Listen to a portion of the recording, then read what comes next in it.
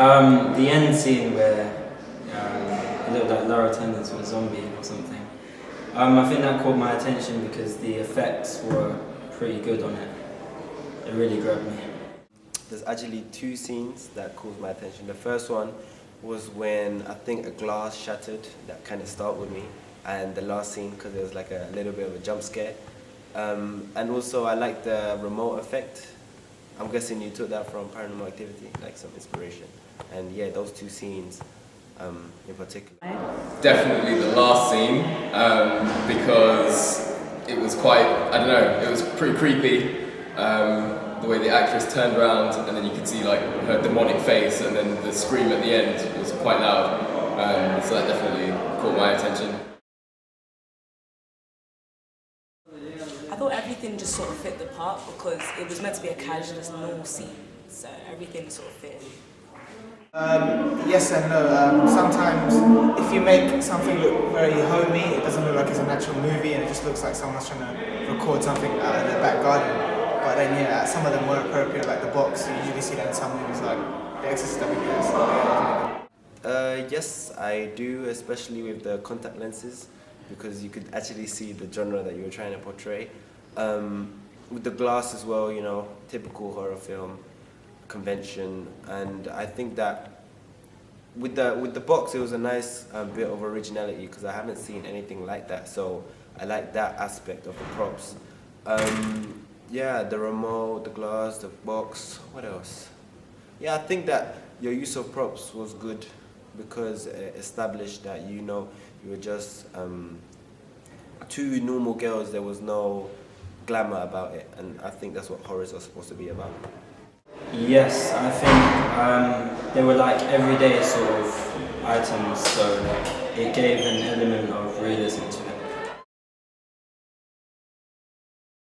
It was about basically two girls who find this like mysterious box on the beach, and then it's on the underside of the box is inscribed Mark Warner or something, and this basically possesses one of the actresses.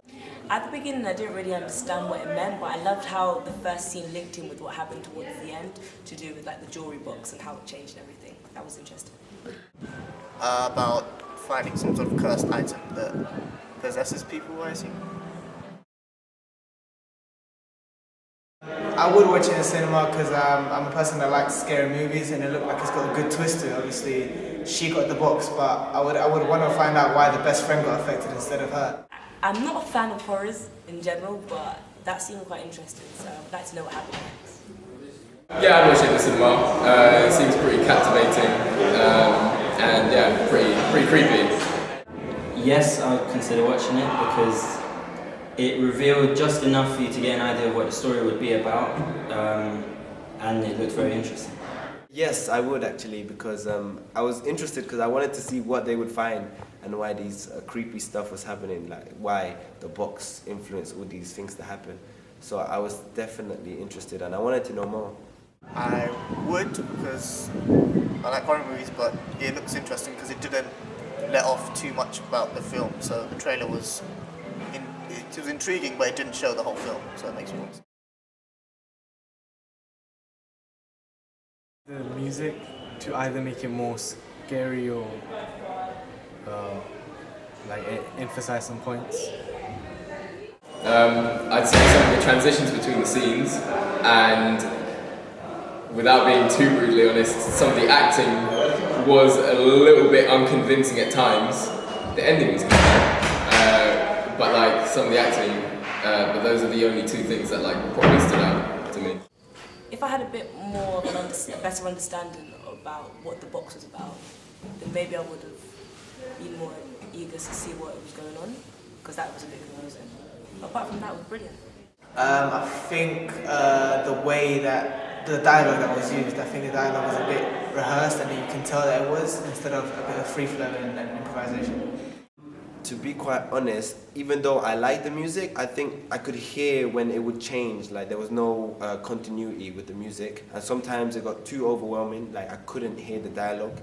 But like I said, I like the music because it puts you in the zone right away, like it's ominous and it kind of makes you like skin crawl. Like, I know for me, as soon as I listened to it, it was kind of like, what did I get myself into? So the music, as in terms of like the continuity, I think you could improve.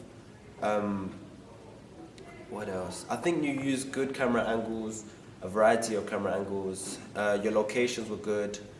Like the music is basically like the main gripe that I had with the trailer.